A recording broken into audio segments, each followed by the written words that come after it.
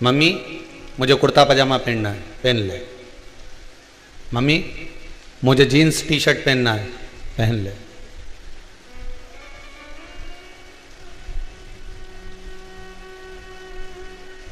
बच्चा घर में कैसे भी कपड़े पहनेगा चल जाएगा, पर वो बच्चा कैसे भी कपड़े पहन के स्कूल जाएगा तो चलेगा? अरे बोलो तो, नहीं चले। स्कूल से, क्लास से बाहर। क्यों रे भेरू, कहाँ का कपड़ा पहन के आया तू? चल निकल बाहर। तेरे से किया था ना कि ड्रेस पहन के आना, जो क्लास की ड्रेस है, स्कूल की जो ड्रेस है वो पहन कर आना, और तू वो ड्रेस पहन कर नहीं आया और हर कोई सा कपड़ा पहन कर आ गया। चल निकल यहां से। सर बाद में पहन आऊंगा। नहीं, अभी जा।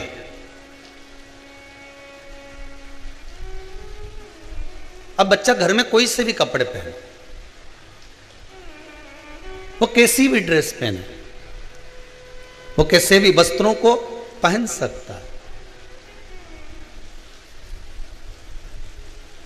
उसको कोई टोकने वाला नहीं होता, उसको कोई रोकने वाला नहीं होता। पर वही बच्चा जब क्लास में, स्कूल में बिना यूनिफॉर्म के, बिना ड्रेस के जाता है तो उसको क्लास से बाहर जम के बोलो कर दिया जाता है। तुम ड्रेस पहनकर नहीं आए हो, चलो बाहर जाओ। हर स्कूल की एक ड्रेस होती, कहीं सफेद, कहीं पीली, कहीं लाल, कहीं खाकी, कोई ड्रेस हर कलर की सबकी स्कूलों की होती। चलो बाहर निकल जाओ यहां से, ड्रेस में नहीं आए हो। अब ड्रेस पहनकर नहीं गए तो क्लास से बाहर निकाल दिया जाता है। भक्ति कर कर भगवान के पास नहीं गए तो उसकी क्लास से भी बाहर निकाल दिया जाता है। निकल जाओ यहां से।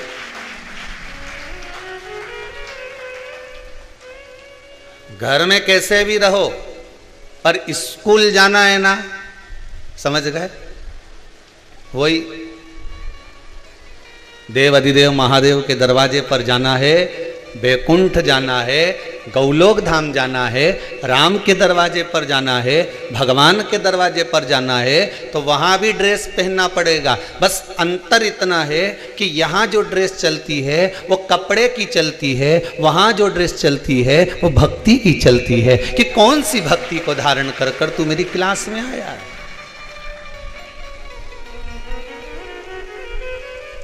अगर भक्ति को धारण कर कर नहीं गए, अगर ड्रेस पहन कर नहीं गए तो धक्के मारकर निकाल दिया जाएगा वहां से भी, क्लास से। चलो निकलो बाहर। ये तुम्हारे घर है कोई कि जहां चाहोगे वैसा कपड़ा पहन कर जाओगे? घर में कैसा भी कपड़ा पहन सकते हो, घर में किसी भी तरह के वस्त्र में रह सकते हो, घर में कोई भी कलर का वस्त्र धारण कर सकते हो। पर उस परमात्मा के दरवाजे पर जाना है तो भक्ति का वस्त्र पहनना पड़ेगा, भाव का कपड़ा पहनना पड़ेगा, श्रद्धा और विश्वास का वस्त्र धारण करना पड़ेगा। जब उसके दरवाजे पर जाएंगे तो भजन का जो कपड़ा है, स्मरण का जो कपड़ा है, दान का जो कपड़ा है, पुण्य का जो कपड़ा है, सत्कर्म का जो कपड़ा है, भगवान की भक्ति का, भजन का जो वस्त्र है, वो हमारी इस आत्मा पर चढ़ा होना चाहिए। तो भगवान भी कह देगा कि इसका क्लास में प्रवेश दे दिया जाए, क्योंकि कपड़े पहना हुआ है, ड्रेस पहना हुआ है। एक ड्रेस स्कूल में चलती है तो एक ड्रेस उसके दरवाजे पर भी चलती है।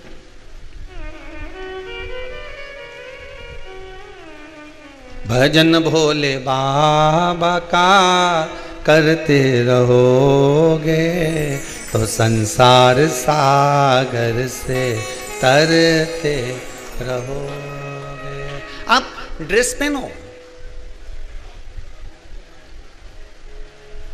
क्लास से बाहर नहीं निकलना है तो ड्रेस पहन कर जाना, नहीं तो कभी भी मुर्गा बना दिया जाएगा, कभी भी टेबल पे खड़ा कर दिया जाएगा, कभी भी दरवाजे से क्लास से बाहर निकाल दिया जाएगा। ड्रेस पहनना जरूरी होता है। उसी तरह उस परमात्मा से मिलने के लिए, इस आत्मा पर एक ड्रेस पहनाना पड़ेगा। आत्मा की ड्रेस भगवान का भजन है, आत्मा की ड्रेस भगवत भजन है, आत्मा की ड्रेस भगवान शिव का गुणगान है, आत्मा की ड्रेस भगवान की भक्ति है। जिस भक्ति के बल पर हम परमात्मा के दरवाजे पर जाएंगे तो परमात्मा फिर अपनी क्लास से बाहर नहीं निकालेगा आपको। परमात्मा कहेगा ड्रेस पहन कर आया है, टाई भी लगाया हुआ है, जूते भी पहना हुआ है, मोजे भी पहना हुआ है और सारी यूनिफॉर्म, सारी ड्रेस बहुत बढ़िया पहना हुआ है, सारी ड्रेस उसकी अच्छी है, इसको बाहर नहीं निकालना, इसको तो भीतर रखना है।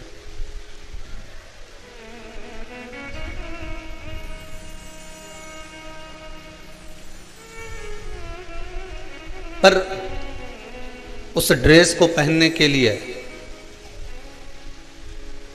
महाराज शिव महापुराण की कथा कहती है देवऋषि नारद ने बड़ा प्रयास करा था इस ड्रेस को पहनने के लिए। कोई साधारण है? राजा परीक्षित, श्रीमद् भागवत कथा में आता है कि राजा परीक्षित ने बड़ा प्रयास करा था इस ड्रेस को पहनने के लिए। कितने ऋषि राजा परीक्षित को मिल गए थे। श्रीमद् भागवत आप श्रवण करे होंगे, आपने अगर भागवत सुनी होगी तो उसमें वर्णन आता है कि कितने कितने संत मिले। एक योगी मिला तो योगी ने कहा कि तुम योग करो, भगवान तुम्हें मिल जाएगा। राजा परीक्षित को कुल कितने दिन मिले थे? 7 दिन। हमको भी तो 7 ही दिन मिले हैं।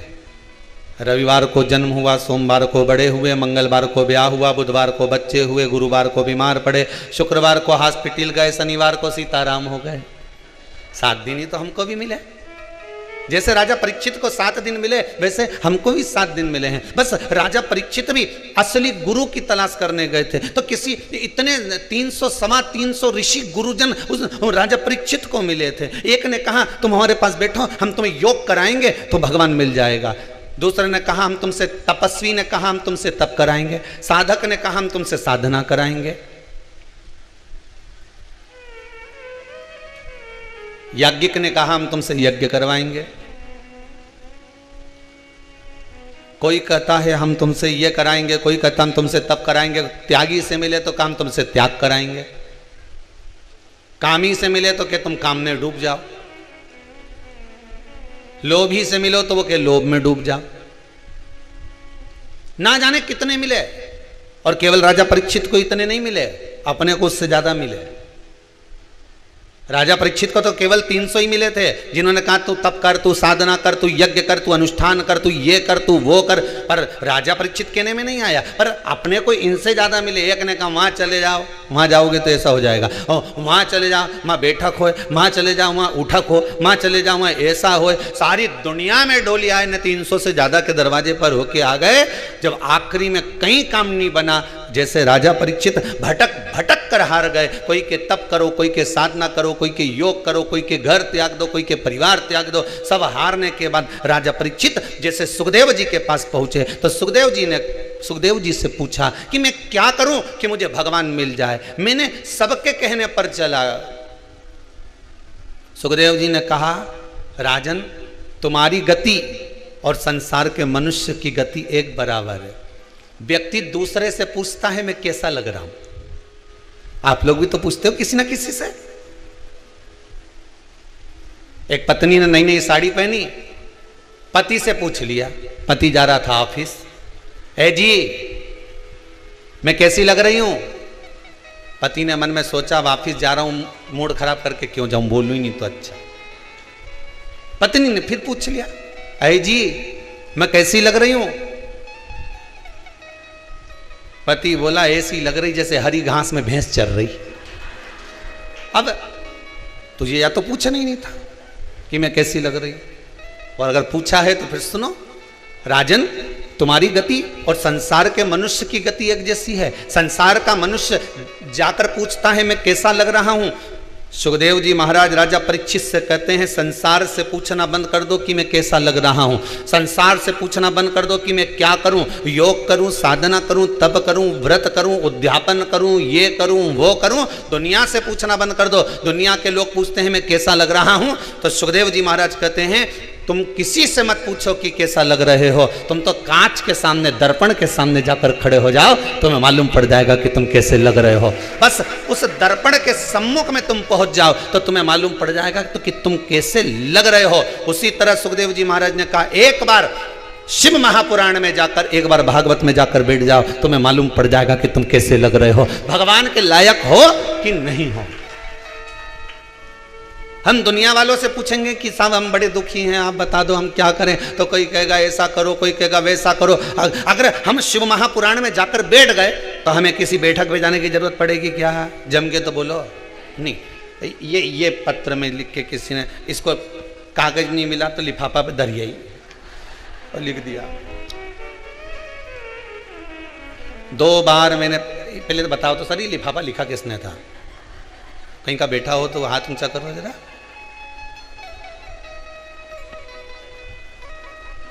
ये किसने लिखा था ये? तो 2 बार मैंने पशुपति व्रत किया, भगवान ने ऐसी कृपा करी, महाराज दोनों काम पूरा हो गया। किसने लिखा?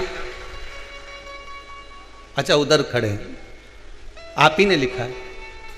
बताएंगे आपके क्या क्या काम था? माइक देना जरा, पहुंचा ना भैया वहां तक, वो दरवाजा के पास पहुंचा दे, जल्दी जल्दी पहुंचाओ,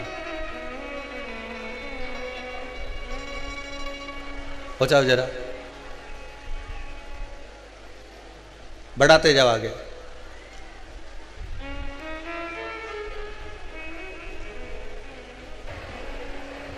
लिफाफा का आधा हिस्सा है, आधा कहां गया रे? राधे। हाँ बोलो दीदी। नमः शिवाय। नमस्कार। कहाँ से आए आप? मैं लखनऊ से आया हूँ। लखनऊ से आए हैं? लखनऊ में कहाँ से हैं आप? गोमती नगर से। गोमती नगर जी, से। जी, जी। बहुत बहुत धन्यवाद, आप आए, पानी आया, भगवान की बड़ी कृपा रही। जी जी जी जी। आपने लिखा है 2 बार मैंने पशुपति व्रत की है, आपको क्या क्या काम थे जो बाबा ने आपके पूरे कर दिए? मैं गुरुजी, मुझे किसी आंटी ने लिखने को लिए बोला था कि मैं चश्मा नहीं लाई हूँ, तो ये मेरा लिख दीजिए, यहीं पे हैं वो। जी जी। बाकी मैं तो पहली बार यहाँ पे आया हूँ और जी आपसे ही प्रेरित होकर मैं दर्शन के लिए बाबा ने आपका मनोरथ पूर्ण करा ना? मैं तो पहली बार, मैं तो लगा हूँ, अभी तो नहीं पूरा हुआ, लेकिन हाँ मैं बाबा बस ऐसे ही कृपा। ये आपने जो लिखा है पत्र के अंतर्गत, चौथे दिन मेरा काम हो गया था, बाबा ने आप पर जो कृपा करी है विराजमान हुई है। बहुत बहुत करुणा मेरा बाबा आप पर करता रहे, विराजित। और जितने लोग बारिश में बाहर खड़े हैं उनसे निवेदन है, अगर कहीं सूखी जगह आपको मिलती जाए तो आप बाबा की कृपा से कहीं ना कहीं बैठते जाएं। माना थोड़ा पानी जलवृष्टि है, पर आप लोग इधर उधर जहाँ भी खड़े हुए हैं, बाबा से प्रार्थना है कि आप लोग स्थान ग्रहण करें, जैसा जैसा समय आपको मिल जाए।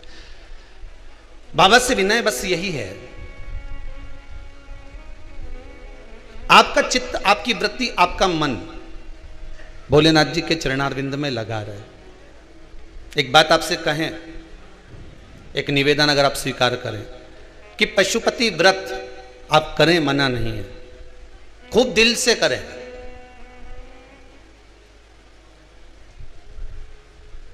पर एक निवेदन स्वीकार करेंगे तो अगर आप भगवान के सामने केवल एक बार बोलो कि बाबा हमारी ये कामना है। कारण क्या है? एक पत्नी पति से बार बार अगर किसी चीज की कामना करती है,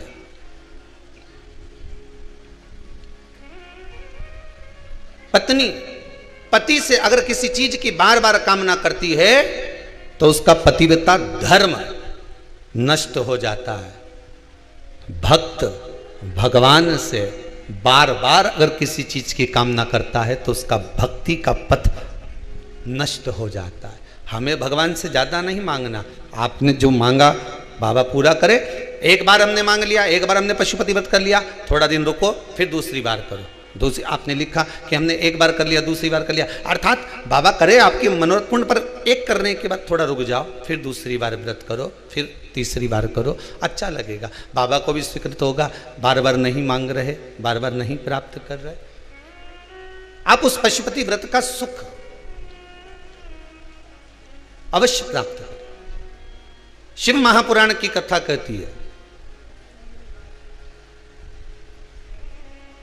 उसके दरवाजे पर पहुंचने के लिए भक्ति की ड्रेस होना जरूरी है, भावों की ड्रेस होना जरूरी है।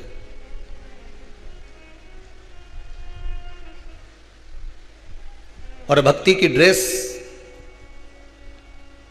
पहनकर जब हम उस परमात्मा के दरवाजे पर जाएंगे तो सुख का भान अवश्य उत्पन्न होगा, अवश्य उत्पन्न। और यदि उस भक्ति की ड्रेस पहनने के लिए सबसे मूल है कि उस परमात्मा के चौखट पर पहुंचना,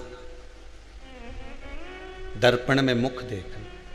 राजा परीक्षित, तुम्हें 300 ऋषि मिले, पर 300 ऋषि जो तुमको मिले हैं राजा परीक्षित, बारंबार तुमको जो इतने सारे ऋषिवर मिले हैं, इतने सारे ऋषियों ने, कोई ने कहा तुम योग करो, कोई कहता है तुम साधना करो, कोई कहता है तुम तप करो, कोई कहता है तुम ये करो, हम मना नहीं करते, तुम सब कुछ करो। पर जब समय की अवस्था कम हो, समय की गति कम हो, उस समय पर जब हम प्रवेश कर रहे हो, उस समय पर हमें फिर किसी से नहीं पूछना कि मैं कैसा लग रहा हूं, मैं कैसी लग रही हूं। उस समय पे हमें दर्पण में मुख देखना है। अर्थात हमको शिव महापुराण में, भागवत पुराण में, रामचरितमानस में, गीता जी में जाकर बैठना प्रारंभ कर देना चाहिए। उसमें हमारा मुखाग्रविंद नजर आ जाता है, उसमें हमारा मुख दिखने लगता है।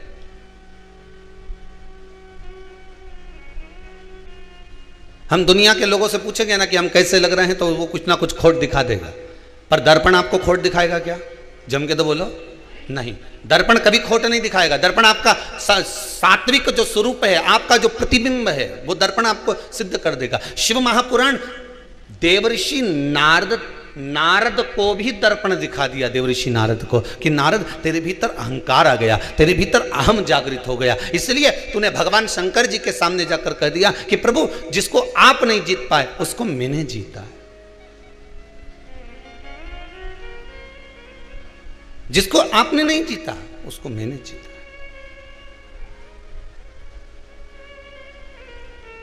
वो अहम देवर्षि नारद का सम्मुख में आकर खड़ा हो गया।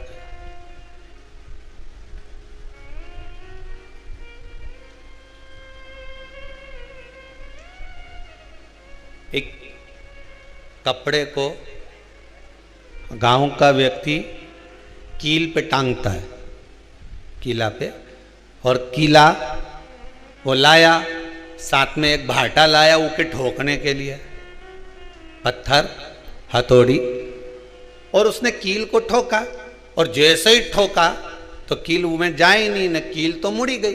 बोलो सही है, मुड़ गई। फिर उसने ठोका, फिर मुड़ गई, फिर थोड़ी सी इधर खसकाई, फिर ठोका, फिर मुड़ गई। अब वो बार बार प्रयास कर रहा है कि कील ठोक रहा है, पर वो कील अंदर जाए नहीं। हो सकता है उधर कहीं लेंटर का कोई पड़ा हो, कोई पत्थर लगा हो, इसलिए कील नहीं जाए। कील दीवार के अंदर कब जाएगी? जब दो ईंट जो लगी हुई है, उस ईंट के बीच में जो सरंग है, उस सरंग पर कील रखाएगी, और जब ठोका जाएगा तो कील अंदर चली जाएगी।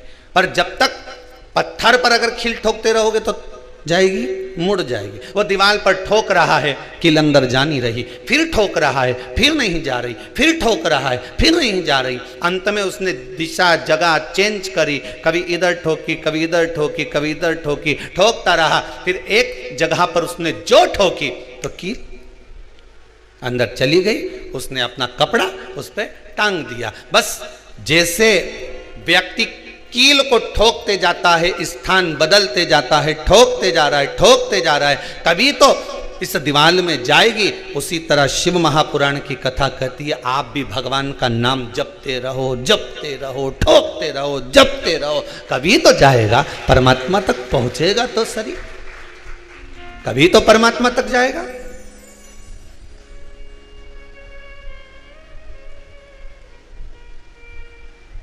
कभी भगवान के दरवाजे तक पहुंचेगा तो सही। कितना प्रयास करा भगवान कृष्ण ने। पूरी गीता जी को उठाकर देख लो, गीता जी में कितना श्लोक है? 700। कितने श्लोक? 700।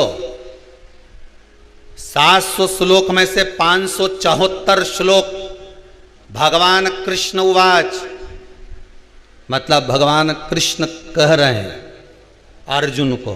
कितनी बार कहा भगवान ने? जम के बोलते जाओ, 574 बार। 700 में से 574 बार भगवान कृष्ण अर्जुन को बार बार उपदेश दे रहे हैं। भगवान कृष्ण उवाच, बाकी के 574 में 700 में से 574 में भगवान कृष्ण उवाच करा, बाकी के में जितना भी हुआ अर्जुन उवाच, संजय उवाच, अर्थात जितने भी बाकी के श्लोक बोले गए, बाकी के शब्द बोले गए, उसमें संजय ने कुछ कहा, अर्जुन ने कुछ कहा, पर गीता के 700 श्लोक में से 574 बार भगवान कृष्ण ने अर्जुन को समझाया, एक बार नहीं। अब अर्जुन कितना विद्वान था और भगवान कृष्ण कितने समझाने वाले थे। चाहते तो एक श्लोक में ही अर्जुन को समझा देते और अर्जुन भी एक ही श्लोक में समझ जाता, पर अर्जुन समझा क्या? 574 बार भगवान कृष्ण ने अर्जुन को समझाया। 700 श्लोक में से 574 श्लोक भगवान कृष्ण के उवाच है। समझा? नहीं समझा।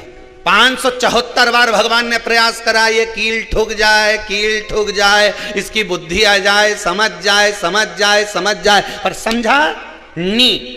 574 बार प्रयास करा गया, तब जाकर अर्जुन की बुद्धि में बैठा, तब जाकर अर्जुन गीता जी के समझा, तब जाकर अर्जुन फिर युद्ध के लिए अग्रण्य हुआ, आगे बढ़ा। उसी तरह तुम भी बार बार प्रयास करते रहो। लोग पूछते हैं महाराज जी, एक बार शिव पुराण सुन ली हमारी माता जी ने, एक बार शिव पुराण सुन ली हमारे पिताजी ने, तो बार बार शिव पुराण सुनने की जरूरत क्या है? यहाँ तो शास्त्र कह रहा है 574 बार भगवान कृष्ण अर्जुन को सुनाए, तब अर्जुन संवरा, तब जाकर अर्जुन सुधरा, तब जाकर अर्जुन युद्ध के लिए अग्रणी हुआ, तब जाकर अर्जुन भव सागर से पार हुआ। 574 बार सुनाई, तब जाकर अर्जुन पार हुआ है। तुमने कितनी बार सुनी 574 में से?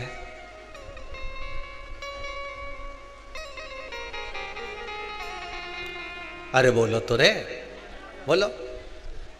पिछला कोरोना महामारी में हमने इतनी सुनी, फिर इतनी सुनी, फिर इतनी सुनी, तो हिसाब लगाया तो 26-27 बार तो हमने शिव पुराण सुन ली गुरु जी। अब इतनी सुनी और इसके बाद भी भगवान नहीं मिला तो कोई जरूरी है कि मिल जाएगा? यहाँ तो 574 पे मिला है, तो तुम्हारी तो 26। चलने दो। आइसक्रीम वाला आता है तुम्हारे यहाँ? जितने लोग आस्था पे कथा सुन रहे हो, मोबाइल पर जितने लोग कथा सुन रहे हो, ध्यान से सुनना। आइसक्रीम वाला आता है तुम्हारे यहाँ? डमरू बजाए कि नहीं बजाए?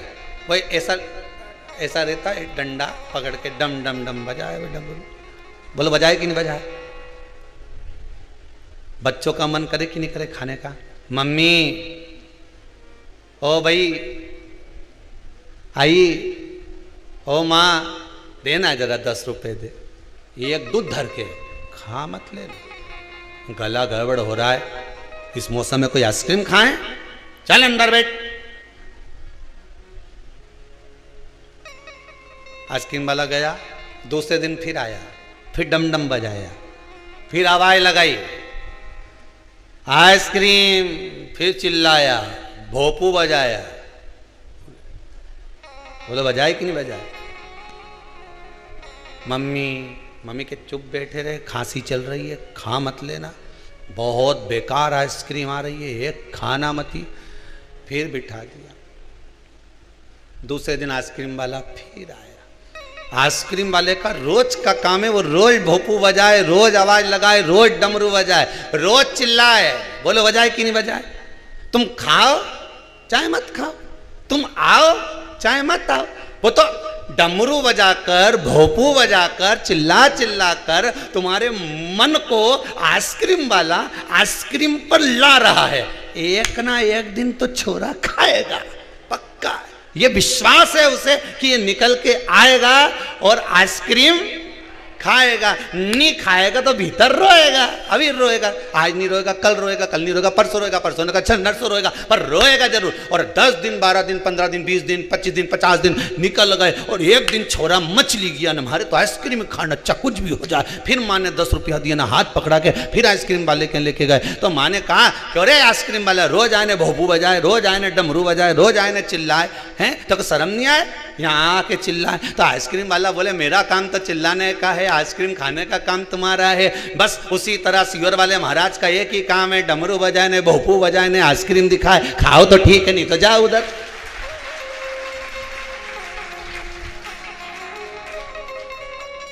सियोर वाला महाराज क्या करे, वो भी डमरू बजाए, भोपू बजाए, 1 बजे से 4 बजे तक जाने, डमरू बजाना चालू, भोपू बजाना चालू। नहीं आओ खाओ, अब अंदर मन मचले, खूब मचले।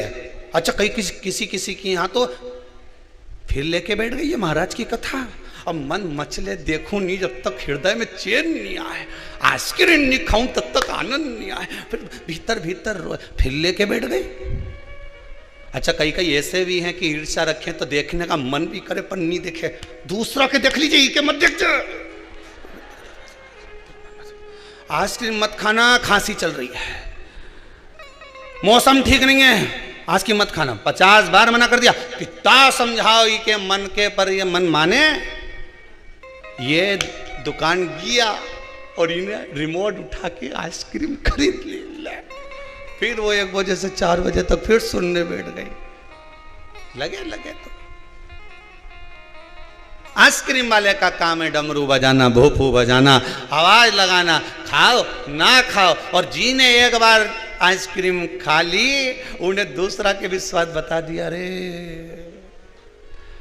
सियोर वालों का ठेला निकले तो खा लेना, बहुत जोरदार बनाए, मलाई की बनाए, उनमें खोपरा भी चिपका है, खोपरा भी उनमें लगा के दे रहे, और ऐसी जोरदार आखिरी में डंडी भी काम आई जाए। तो के डंडी क्या काम आए, तो कि इकट्ठी करके मकान बनाई लो, डंडी के चिपका के फेविकॉल से डंडी भी काम आ जाए, ऐसी जोरदार आइसक्रीम। तो इनके समझ में आ गया, तो उन्हें दूसरा के बताया, दूसरा ने तीसरा के बताया, तीसरा ने चौथा के बताया, चौथा के ने 5वां के बताया।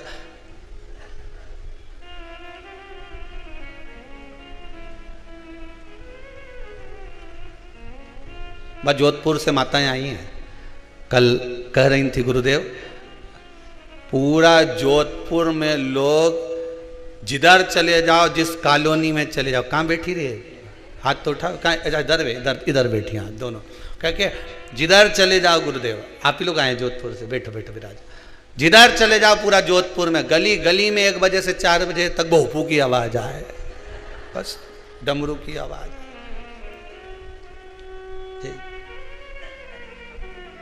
तेरे डमरू की धुन सुन के मैं काशी नगर,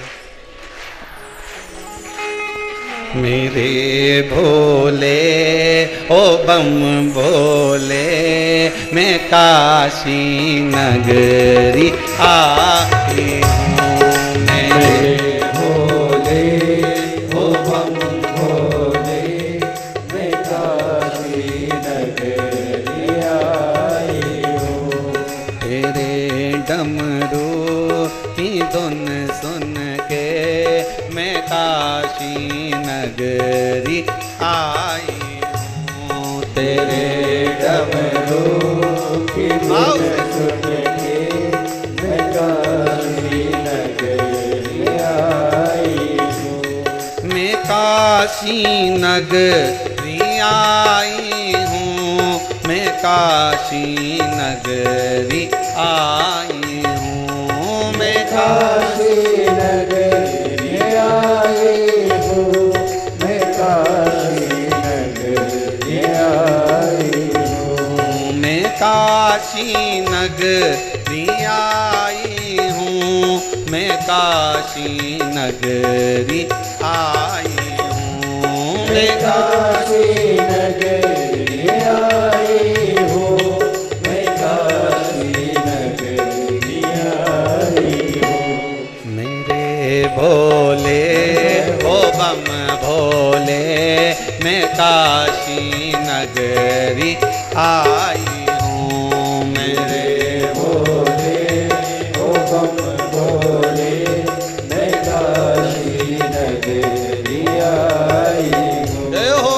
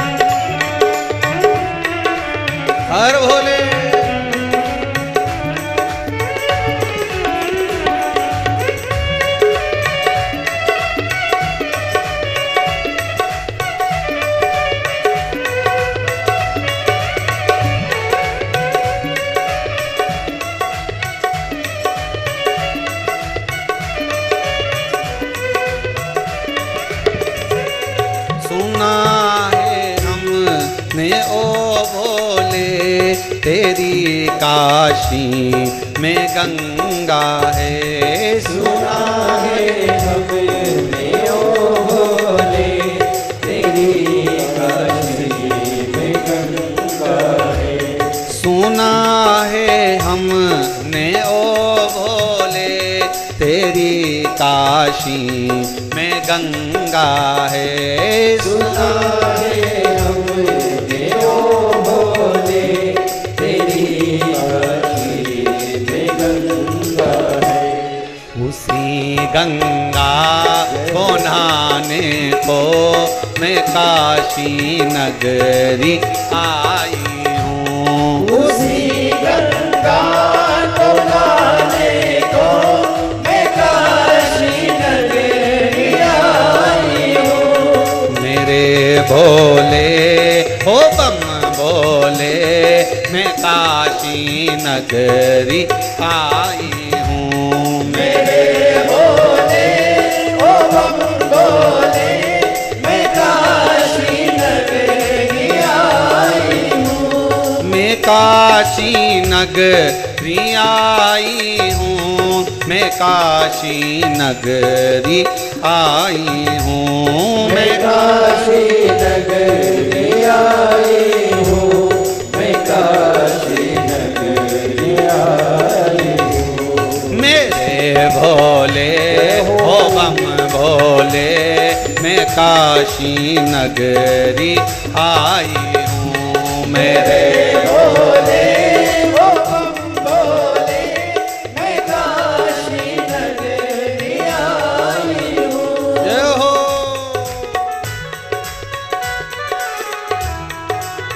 जय हो।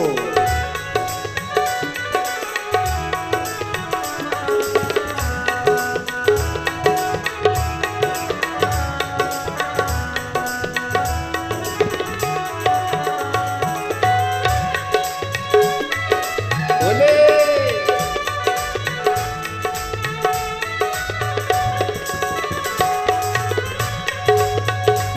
हर भोले हरि बोल।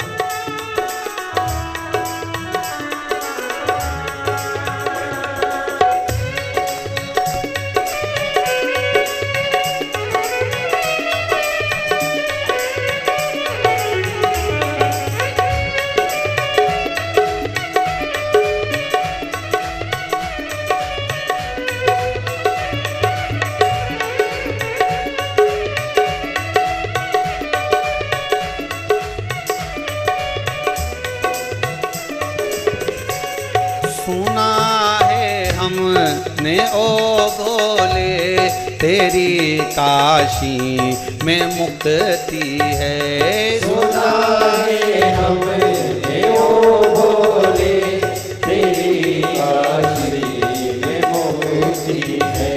सुना है हमने ओ भोले तेरी काशी में मुक्ति है। सुना है हमने ओ भोले तेरी काशी में मुक्ति है। उसी मोक्ति को पाने को मैं काशी नगरी आई हूँ। उसी मोती को पाने को मैं काशी नगरी आई हूँ। मेरे भोले ओ बम बोले मैं काशी नगरी